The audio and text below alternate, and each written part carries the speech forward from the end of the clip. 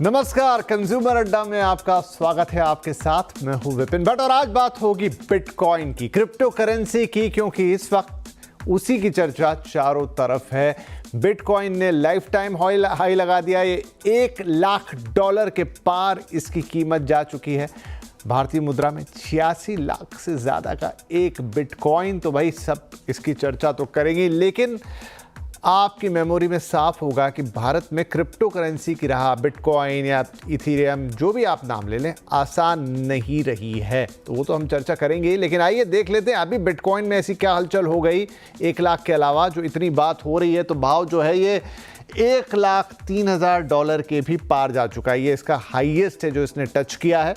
ठीक है साहब, और क्या हुआ? 4 हफ्ते में 45% तक की तेज़ी ये दिखा गया। याद कीजिए अमेरिकन इलेक्शंस के रिजल्ट आए को कितना वक्त हो गया, और वहाँ से ये जो तेज़ी है हमने आती हुई देखी। 2024 की बात कर लीजिए तो करीब 150% हो गया। 143% की तेज़ी इसने दिखा दी है 2024 में। ईयर टू डेट हम बात कर रहे हैं। डोनाल्ड ट्रंप की जीत के बाद ये चमका है। ऑफकोर्स माना जा रहा है कि ट्रंप साहब या उनके और तमाम जो उनके साथ के लोग हैं, अब तो उन्होंने अपनी कैबिनेट में ऐलान कर दिया है कि जो है इलॉन मस्क भी होंगे, वो तो बिटकॉइन के बहुत बड़े प्रवर्तक हैं या उसके फेवर करते हैं। ऐसे कई और लोग। देखिए, अब अगर एक साल की बात करें तो 6 दिसंबर 2023 को ये 43,000 पर था, 43,494, और 5 दिसंबर को जो इसका हाईएस्ट रेट गया वो $1,02,585 पे गया। यानी 136% की तेजी इसने एक साल के अंदर दिखा दी है। तो कैसे भी गणित लगा लीजिए,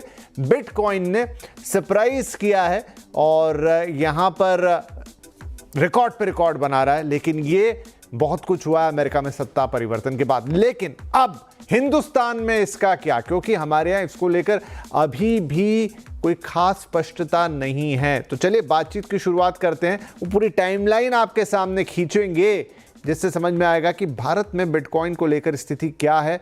आपके मन में भी आ रहा है कि भाई अब ये तो फिर बिटकॉइन कहाँ का कहाँ निकल गया, क्या मैंने कुछ मिस कर दिया, या फिर अभी भी बिटकॉइन में वो खतरे मौजूद हैं कि मुझे इससे दूर रहना चाहिए। आज इसी सवाल का जवाब ढूंढेंगे। हमारे साथ कार्यक्रम में शामिल हो रहे हैं कॉइन DCX के CEO सुमित गुप्ता, रिफ्लेक्सिकल के फाउंडर और क्रिप्टो एक्सपर्ट अजीत खुराना साहब, और देश के जाने माने टैक्स एक्सपर्ट और KCC ग्रुप के फाउंडर शरद कोहली साहब। आप तीनों का बहुत बहुत स्वागत है। तीनों जाने माने चेहरे और अक्सर हम इनसे बातचीत करते रहते हैं, लेकिन सबसे पहले हम सुमित के पास आते हैं। सुमित, इस तेज़ी के पीछे एक बड़ी वजह तो जो हमें दिख रही है, अमेरिका में चुनाव होना, डोनाल्ड ट्रंप का आना, वहीं से सब कुछ घूमा है। लेकिन वो दिन कोई भूला नहीं है जब वो बड़ा सा एक्सचेंज धराशायी हो गया था। उसके बाद जो क्रैश हुआ था, अब डोनाल्ड ट्रंप आ गए हैं, अब ये फिर से चढ़ गया है। कैसे समझे इसको? मतलब इतनी वोलेटिलिटी और उसमें इतनी तेज़ी, तो किस तरफ आदमी देखे, कहाँ देखे कि उसको समझ में आए कि मुझे करना क्या है? श्योर, आई थिंक सबसे पहले आप बोल रहे थे कि काफी सरप्राइजिंग था। एक्चुअली अगर आप उनसे बात करें जो इस इंडस्ट्री में काफी टाइम से, उनके लिए सरप्राइजिंग नहीं था। एक्चुअली काफी टाइम से लोग वेट कर रहे थे और एक्चुअली मान रहे थे कि ये होगा। बहुत टाइम से आई थिंक ये इम्पेंडिंग भी था, बिकॉज बहुत सारी चीजें एक साथ आ रही हैं। पहली बात, जैसे आपने बोला, ट्रम्प जी का इलेक्शन जीतना सबसे बड़ा मूवमेंट है। दूसरी बात, हर 4 साल में बिटकॉइन की हाल्विंग होती है। तो हाल्विंग के बाद अक्सर अगर आप राइट फ्रॉम द स्टार्ट 2009 से देखेंगे, हर इलेक्शन के बाद बिटकॉइन में तेजी दिखी है। इस बार भी लोग एक्सपेक्ट कर रहे थे कि नवंबर के बाद बिटकॉइन में तेजी दिखेगी, और जो कि दिखी भी है। वो एक बहुत बड़ा फैक्टर रहा इस रैली में है। और एक तीसरी चीज जो हम देखेंगे, 2024 में ना इंस्टीट्यूशंस बहुत तेजी से बिटकॉइन में आए हैं, इन्वेस्ट कर रहे हैं। ETFs अप्रूव हुए हैं यूएस में। और जैसा कि मैं देखता हूं कि इसमें जो पहले एक रेगुलेटरी अनसर्टेनिटी थी, वो अभी काफी हद तक क्लियर होते दिख रही है। यूएस इनफैक्ट उस वहां तक पहुंच गया कि वो बोल रहा है कि हम क्रिप्टो कैपिटल बनाएंगे, यूएस को, अमेरिका को क्रिप्टो कैपिटल बनाएंगे। तो जब ऐसे स्टेटमेंट्स आप प्रेसिडेंट इलेक्ट से सुनने को मिलते हैं, तो ऑटोमेटिकली वहां पे जो सबसे बड़ा देश है, वहां पे जो इंस्टीट्यूशंस हैं, वो इसमें एक्सपोजर लेना चाहते हैं, वो इन्वेस्ट करना चाहते हैं, जो कि प्राइस में दिख रहा है। तो अगर आप मेरे से पूछेंगे, ये काफी प्रिडिक्टेबल था, काफी हाई कॉन्फिडेंस था कि ये रैली आने वाली है, और जब ट्रंप जीते तो दिखी भी हमें। तो अजीत साहब, जैसे उन्होंने कहा कि ट्रम्प साहब जीते, हमें दिखी बिटकॉइन के हॉल्विंग की उन्होंने बातचीत की, साथ में उन्होंने कहा कि ये प्रेडिक्टेबल था, तो फिर कहीं अगर कोई सत्ता चेंज होती है, फिर कहीं अगर कुछ बदलाव होता है तो इतनी अनप्रेडिक्टेबिलिटी फिर से खड़ी होगी कि ऐसा नहीं होगा? जब जो बाइडेन प्रेसिडेंशियल कैंडिडेट थे, मतलब कमला हैरिस से पहले, तभी भी बिटकॉइन $72,000 पार कर चुका था। तो तभी मतलब वो ट्रम्प का इतना फैक्टर नहीं था।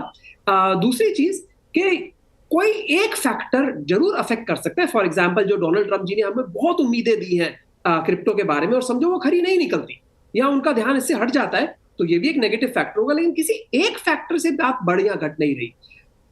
एंड 2023 में, लगभग एक साल पहले, यूएस सिक्योरिटीज और एक्सचेंज कमीशन, जैसे भारत में सेबी है, वहां पे एसईसी है, उन्होंने ईटीएफ अप्रूव किए थे। एक दर्जन लगभग ईटीएफ यूएस में आ गए हैं, वो रोज जाकर बिटकॉइन खरीद रहे हैं। तो मुझे लगता है घटते इंटरेस्ट रेट्स, ईटीएफ का मार्केट, पॉलिटिकल क्लाइमेट सही होना, यूएस का रेगुलेटरी क्लैरिटी थोड़ी ज्यादा आनी, ये सब बहुत सारे फैक्टर हैं, और मुझे नहीं लगता कि बहुत ज्यादा गिरावट देखने को मिलेगी कुछ समय तक। यूएस में रेगुलेटरी क्लैरिटी आनी, ये अजीत साहब ने अपनी अंतिम 2 पंक्तियों में कहा। शरद कोहली साहब, इसी चीज़ को भारत के संदर्भ में लेकर आता हूं कि देखिए, हम यहाँ पर सब बिटकॉइन को चढ़ता हुआ देख रहे हैं, तमाम एक्सचेंजेस हैं, अभी हमारे साथ सुमित बैठे हुए हैं, लेकिन जो रेगुलेटरी क्लैरिटी है, क्या आपको लगता है कि वो हिंदुस्तान में है इस वक्त? क्योंकि जब तक वो नहीं होगी तब तक का हम किसी को क्या बोलें। चलिए, आज हम ये कार्यक्रम कर रहे हैं, यहाँ पर बिटकॉइन को बताकर और बता रहे हैं वो 1 लाख के पार चला गया है, सुनने बोलने में सब कुछ अच्छा है, लेकिन क्या एक भारतीय निवेशक के लिए क्या टेक अवे है उससे? वो कैसे सोचे, कहाँ से अप्रोच करे? नमस्कार विपिन और मेरे सभी पैनलिस्ट को और सीएनबीसी आवाज के दर्शकों को मेरा अभिनंदन। बिल्कुल, आपने अपने सवाल में ही कुछ तो जवाब दे दिया, नाना करते हुए, क्योंकि रेगुलेटरी क्लैरिटी यहाँ पर नहीं है, इस बात में कोई दो राय नहीं है। 2020 में सुप्रीम कोर्ट ने कुछ क्लैरिटी दी थी, इसको कम से कम इलेजिटिमेट घोषित नहीं किया था। पर यह भी तो सच है विपिन के रिजर्व बैंक ऑफ इंडिया बिल्कुल क्रिप्टो करेंसी के खिलाफ है। हम कई दफे ये स्टेटमेंट सुन चुके हैं, और दो पिलर्स खड़े हो गए हैं पूरे के पूरे सरकारी तंत्र में। एक तरफ रिजर्व बैंक है जो कि बिल्कुल इससे अपना मुंह मोड़ना चाहता है, पर क्योंकि रेगुलेटरी आरबीआई जो है वो लॉज नहीं बनाता है। दूसरी तरफ भारत सरकार है। तो अभी तो ये ऐसा है कि ना ले तो अफसोस होता है, और ले तो भी कुछ अफसोस होता है कि पता नहीं मैंने कोई ऐसी चीज ले ली जो कि पूरी तरह से अभी लेजिटिमेट नहीं है, लीगल टेंडर नहीं है। और इसको करेंसी कहना, भारत में रिजर्व बैंक ने बिल्कुल स्पष्ट तौर पे कहा है कि इसको करेंसी कहना गलत है, किसी भी तरीके से करेंसी नहीं है। अमेरिका में तेजी है, इसमें कोई दो राय नहीं। मेरे जो 2 सह पैनलिस्ट ने कहा, मैं उनसे इस बात पे सहमत हूं। पर जिस कारण से विपिन ये बढ़ा है, वही कारण मुझे चिंता में डालता है। अगर हम ट्रम्प साहब की बात करें, हालांकि उन्होंने और कारण भी गिनवाए जो कि ठीक है, तो ट्रम्प साहब बहुत अनप्रिडिक्टेबल भी हैं, विद ड्यू रिस्पेक्ट। और कल को उन्होंने कोई ऐसी स्टेटमेंट दे दी जो कि इसके खिलाफ है, तो वो एकदम चली जाएगी। दूसरा, हम क्योंकि भारतीय परिप्रेक्ष्य में बात कर रहे हैं विपिन, तो भारत सरकार से जब तक क्लैरिटी नहीं आती, मान लीजिए भारतीय कोई निवेश कर भी देता है और सपोज $1 लाख का ये कल को $1.25 लाख, $1.5 लाख हो भी जाता है, और कल को आपको उसके रेमिटेंस में, उसके पैसे लेने में, उसकी वॉलेट की हैंडलिंग में, किसी चीज में अगर दिक्कत आती है, फिर सिक्योरिटी रिलेटेड इशू, मेरे पास तो दर्जनों केसेस सुनने में आए विपिन, जहां पर उनका वॉलेट में से चोरी हो गया सामान, मैं सामान यहाँ क्रिप्टो करेंसी को कह रहा हूं, उनके वॉलेट में से निकल गया, उनको पता नहीं लगा। ऐसे भी बहुत सारे केसेस सुनने में आए जहां पर कि वो काम ही नहीं किया, उनका पता लगा कि उनका वॉलेट ही काम नहीं कर रहा है, वो फोन खो गया। बहुत सारी इसमें अभी चीजें हैं। तो जब तक मैं मानता हूं कि एक भारतीय को निवेश वहां करना चाहिए जब भारत सरकार द्वारा लिखित कोई प्रोटोकॉल बन जाए, रूल्स एंड रेगुलेशंस बन जाए, गाइडलाइंस बन जाए, एक रेगुलेटरी फ्रेमवर्क बन जाए।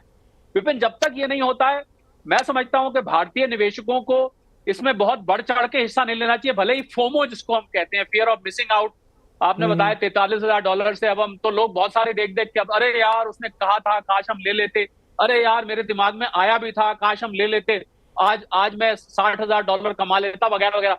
मैं समझता हूं इस चीज को नहीं देखना चाहिए, क्योंकि जितना अपसाइड रिस्क है विपिन, उतना ही डाउनसाइड रिस्क भी। और सबसे बड़ी बात जो मुझे परेशान करती है क्रिप्टो करेंसी में, बिटकॉइन की बात हो रही है, बाकी एथेरियम है, बाइनेंस कॉइन है, जितने भी हैं, मैं उनकी बात कर रहा हूं कि ये एक न्यूज ड्रिवन एसेट है, और इसको वर्चुअल डिजिटल एसेट में भले इंक्लूड कर दिया गया है, पर खबरों के आधार पर चलता है।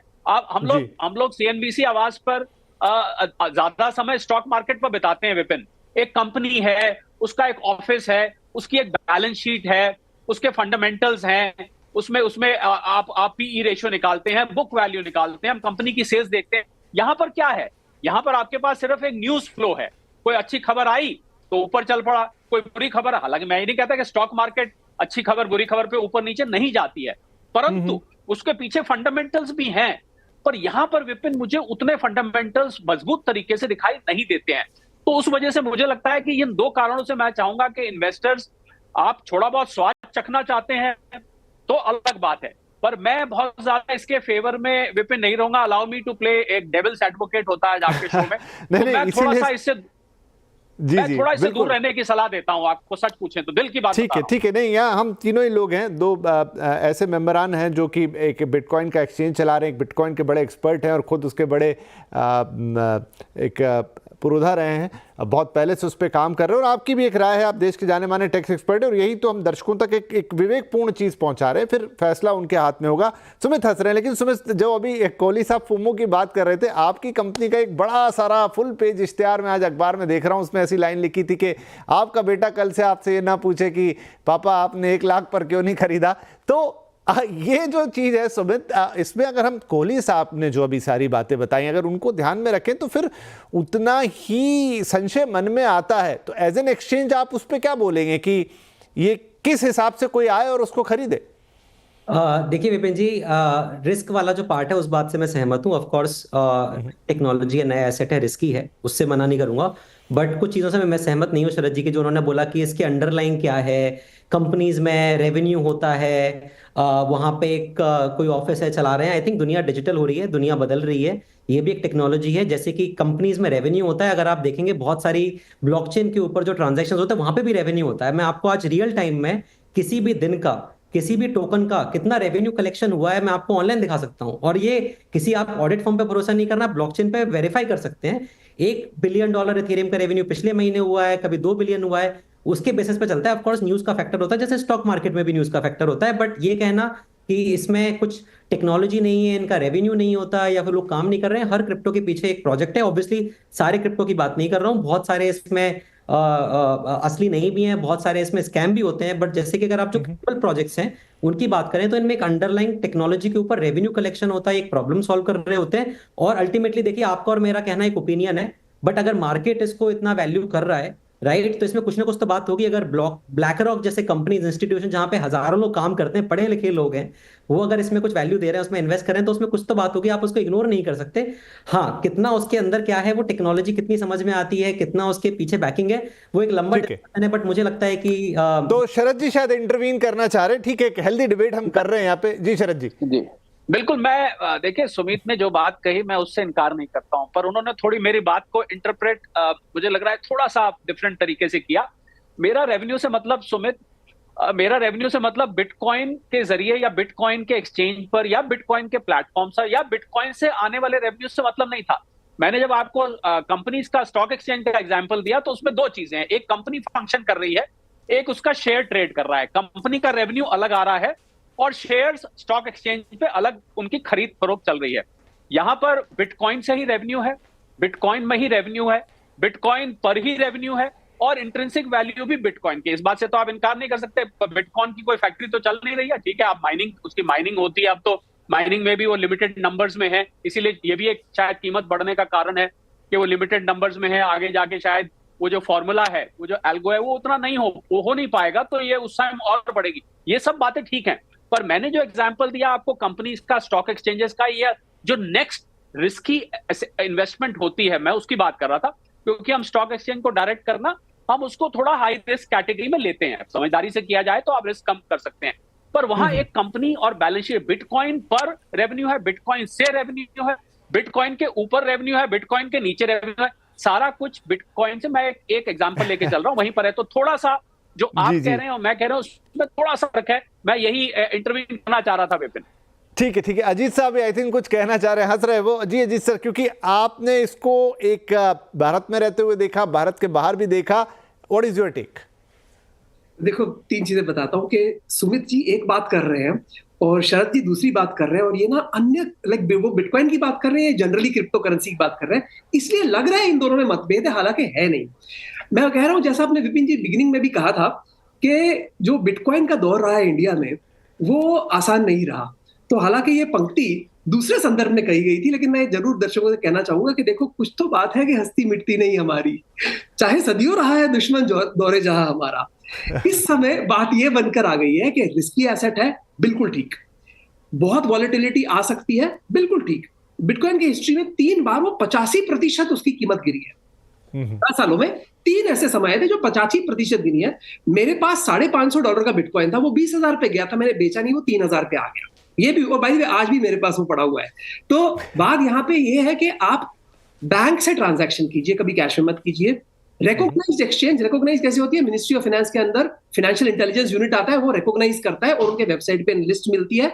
उन एक्सचेंजेस पर ही कीजिए जो FIU रजिस्टर्ड है, और जब आपको मुनाफा मिले उस पर टैक्स भर के वापस आप अपने बैंक अकाउंट में ही डालिए। जब तक आप ये कर रहे हैं, तब तक जो रेगुलेटरी क्लैरिटी ना होने की बात है ना, ये एक्सचेंजेस के लिए है। निवेशक के लिए इसमें क्या रेगुलेटरी क्लैरिटी नहीं है? उन्होंने बैंक से डाला, recognize, Indian government recognize exchange में डाला, टैक्स भरा, सर्विस पे GST भरा, वापस इधर आ गए, इनकम टैक्स रिटर्न में उन्होंने दिखा दिया। तो रेगुलेटरी क्लैरिटी है। हालांकि रेगुलेशंस बहुत स्ट्रिंजेंट है, टैक्सेशन बहुत स्ट्रिंजेंट है, क्योंकि सेट ऑफ नहीं होते, फ्लैट रेट वगैरह है। और जो बिजनेसमैन है जैसे एक्सचेंजेस वाले, उनके लिए रेगुलेटरी क्लैरिटी नहीं है, ये मैं मानने को तैयार। लेकिन जो निवेशक है, जब तक वो वही कर रहा है जो मैं कह रहा हूं, क्रॉस बॉर्डर नहीं कर रहा, फॉरेन करेंसी में नहीं कर रहा, कैश में नहीं कर रहा, तब तक मुझे क्लियर नहीं है कि इसमें कौन सी भय, अनिश्चितता और आशंका वाली बात है। ठीक है, चलिए, तो सबके अपने अपने तर्क हैं, हर तर्क सुनने में सही लग रहा है। एक छोटा ब्रेक यहां पे लेना होगा। टैक्सेशन की बात आई, क्यों भारत सरकार ने इस पे इतना हैवी टैक्सेशन लगाया, और उस टैक्सेशन के बाद क्या सच में यहां पर निवेश है बिटकॉइन या इस तरह की कोई भी क्रिप्टो करेंसी में निवेश एक फायदे का सौदा है या एक रिस्की अफेयर ही होगा? एक छोटा ब्रेक, ब्रेक के बाद ये 2-3 बड़ी बातें।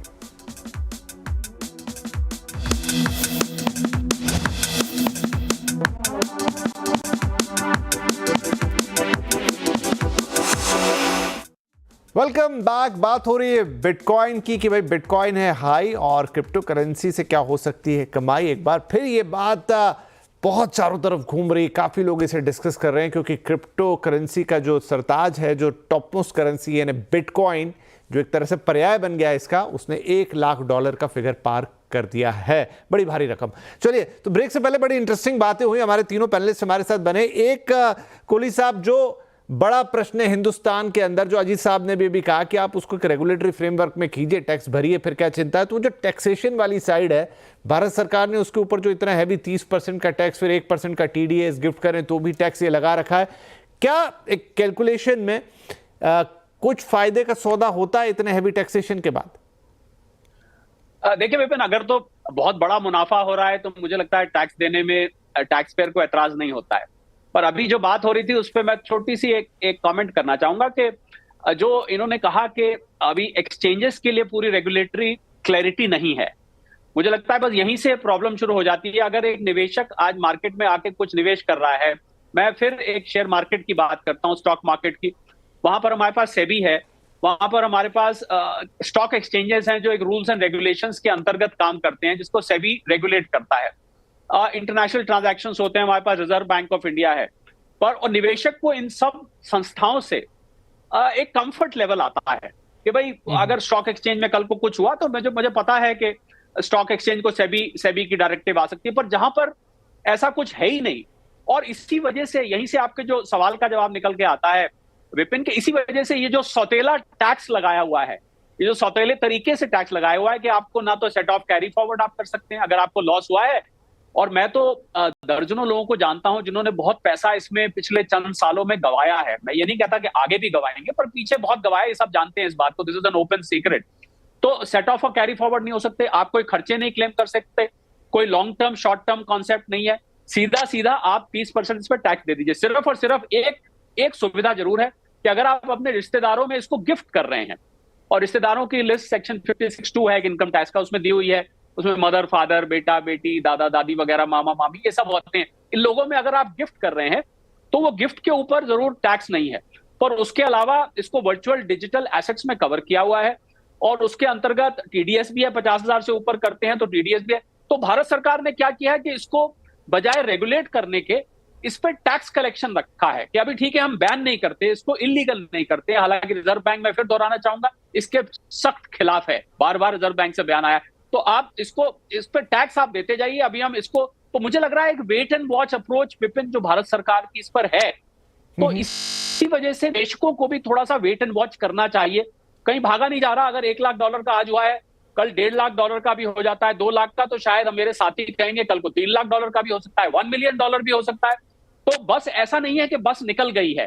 वो जो फोमो मैं कहता हूं, मैं फोमो नहीं मानता इसको, क्योंकि उतनी ही जल्दी ये उतरता भी है। अगर आप हिस्ट्री लेके देखेंगे, पिछला चार्ट देखेंगे 2-3 साल का, जिस रफ्तार से दौड़ता है उसी रफ्तार। जी राइट। तो क्विकली आपको समय में सुमित क्या कहते हैं कि अगर हमें वाकई में या तो इस पार या उस पार वाली स्थिति, मतलब एक क्लैरिटी आए, टैक्सेशन एक चीज़ है वो अपने आप में अलग है, लेकिन जो कोहली साहब ने भी चिंता जताई कि भाई एक्सचेंजेस भी, तो हमने देखा आप तो अभी काम कर रहे हैं, लेकिन बहुत सारे और एक्सचेंजेस थे वो अब नहीं है, तो कहीं ना कहीं निवेशकों को वो भी मन में आता है कि भाई मेरा क्या होगा। बिल्कुल विपिन जी, आई थिंक बहुत सही इंपॉर्टेंट चीज़ है। रेगुलेशन बहुत ज़रूरी है, स्पेशली जहाँ पे इन्वेस्टमेंट इन्वॉल्व है लोगों का। मोर देन एनीथिंग आम इंसान का नुकसान नहीं होना चाहिए, उसके लिए रेगुलेशन जैसे यूएस में है, एसईसी इसमें देख रहा है, होपफुली आगे कुछ रेगुलेशन लेके आएगा। इंडिया में मैं फुली मानता हूँ कि रेगुलेशन होना चाहिए, एक रेगुलेटर होना चाहिए जो एक ऑथराइज्ड लाइसेंस्ड एक्सचेंजेस को सुपरवाइज करे, मॉनिटर करे, देखे कि सब चीजें सही चल रही है, कस्टमर प्रोटेक्ट रहे। बट उसमें ये भी मानना जरूरी है कि एक नई टेक्नोलॉजी है, नई इंडस्ट्री है। एफआईयू, जैसे कि आप देखेंगे, एफआईयू ने अभी एक्सचेंजेस को रजिस्टर किया, ऑथराइज किया है, जैसे CoinDCX है, एफआईयू रजिस्टर्ड एक्सचेंज है। तो बहुत सारी जो एक्टिविटी हमारे प्लेटफॉर्म पे होती है, हम गवर्नमेंट को डिस्कस करते हैं, बताते हैं, तो इसमें मुझे लगता है काम हो रहा है। ऑब्वियसली आई बिलीव कि थोड़ा तेज होना चाहिए था, बिकॉज टेक्नोलॉजी काफी आगे से काफी तेजी से बढ़ रही है, बट उसमें थोड़ा स्लो है। बट मेरे को लगता है कि आने वाले टाइम में रेगुलेशन बिल्कुल आएगा, रेगुलेटर भी आएगा। जैसे कि स्टॉक मार्केट में आप देखिए ना, स्टॉक मार्केट में भी 30 साल पहले रेगुलेशन धीरे धीरे आए ना, इंडस्ट्री धीरे बनी है। क्रिप्टो भी अभी 12-15 साल हुए। यस, क्विकली खुराना साहब, तो प्रधानमंत्री ने भी, वित्त मंत्री ने भी, G20 के लेवल पर ये बात आई थी कि भाई सारे देश मिलके इसको कुछ एक रेगुलेट करें, क्योंकि एक इंटरनेट, मतलब ये विद इन द बॉर्डर्स नहीं है, ये अक्रॉस द वर्ल्ड है। क्या उस लेवल पे रेगुलेशन आती तो सबके लिए बेहतर होगा? अजीत जी, देखिए, अगर ऐसा हो सकता है, क्योंकि बैंकिंग में ऐसा हुआ है, बहुत सारी इंटरनेशनल बैंकिंग ट्रीटीज है, मनी ट्रांसफर ट्रीटीज वगैरह है जहां के ऐसा हुआ है। अगर ऐसा हो सकता है तो हम सब खुश हैं उससे, क्योंकि इंडिया जो है, हालांकि उसने बैन नहीं किया, लेकिन बहुत स्ट्रिंजेंट रुख बरता है। आरबीआई ने भी मुद्रा के हिसाब से, और सेबी ने भी हालांकि कोई स्ट्रिंजेंट रुख नहीं बरता, लेकिन कोई सहूलत नहीं दी, राइट। तो ऐसा जरूरी, लेकिन मुझे ऐसा होते नजर नहीं आ रहा, क्योंकि दुनिया में ऐसे कई कंट्रीज हैं जो कि बहुत ही फेवरेबल है। अभी यूएस भी उनमें मिलता हुआ नजर आ रहा है। इंडिया का ऐसा कोई रुख नहीं लग रहा। सिंगापुर एक जमाने में आज से ज्यादा लिबरल होता था। सिंगापुर एक मात्र ऐसा मुझे देश नजर आया जो कि अच्छी इकोनॉमी भी है, बट वो ज्यादा स्ट्रिंजेंट हो गए हैं। यूनाइटेड अरब एमिरेट्स तो दिन ब दिन और फेवरेबल होते जा रहा है। यूएस को देखते हुए मेरे को लगता है कि काफी हलचल आएगी ग्लोबल रेगुलेशंस में। लेकिन सबसे जरूरी बात यहां पर समझनी ये है कि कभी हम कहते हैं कि रेगुलेशन नहीं है और एक्ट नहीं है और गाइडलाइन नहीं है, तो इसका मतलब ये नहीं है कि अंधेरगर्दी है। कंज्यूमर प्रोटेक्शन एक्ट जो है वो हर कंज्यूमर प्रोडक्ट पे, सर्विस प्रोवाइडर पे लागू होता है, वो यहाँ पे एप्लीकेबल है। इंडियन पुलिस कोड, आईपीसी के बहुत सारी धाराएं धांधलेबाजी वगैरह पे जो एप्लीकेबल होती है वो सारी यहाँ पे लागू है। शेयर मार्केट में शेयर का रेगुलेटर जरूर है, लेकिन ऐसे कई एसेट्स और कमोडिटीज है इंडिया में जिसका कोई रेगुलेटर नहीं होता। तो ऐसा नहीं है कि वहां पे अंधेरगर्दी है, वहां पर भी अगर आपके साथ धोखाधड़ी हो, कुछ हो, तो उसके कानून इंडिया में बने हुए हैं। बिटकॉइन स्पेसिफिक या क्रिप्टो स्पेसिफिक नहीं है, वो होना चाहिए। ठीक है, तो मैं यही कहूंगा एट लास्ट शो को कंक्लूड करते हुए कि investment at your own risk, prevention is better than cure, ऐसी बहुत सारी चीज़ें हैं जो दर्शक समझ सकते हैं। तो देखिए, उद्देश्य ये था, इस समय बिटकॉइन में है जोरदार तेज़ी, नो डाउट बहुत सारे निवेशक ऐसी तेज़ी से आकर्षित होते हैं, उनके मन में भी आता है, ऑप्शन भी है उनके पास निवेश करने का। हमने इसकी दोनों साइड्स रख दी कि ये क्या हो रहा है, क्यों हो रहा है, किस तरीके से हो रहा है, और अगर इंडियन कॉन्टेक्स्ट में आप इसे देखेंगे तो आज निवेशक के तौर पे आपके लिए क्या प्लस है और क्या माइनस है, बाकी आप फैसला जो है वो खुद ले सकते हैं। सारी चीज़ें हमने आपके सामने खोल कर रख दी हैं, अब आप अपना डिसीजन खुद बनाएंगे। आप अपने वित्तीय सलाहकार से भी इसे डिस्कस कर सकते हैं। बहुत शुक्रिया आप तीनों ही मेहमानों का आज इस बातचीत में हमारे साथ शामिल होने के लिए। नमस्कार।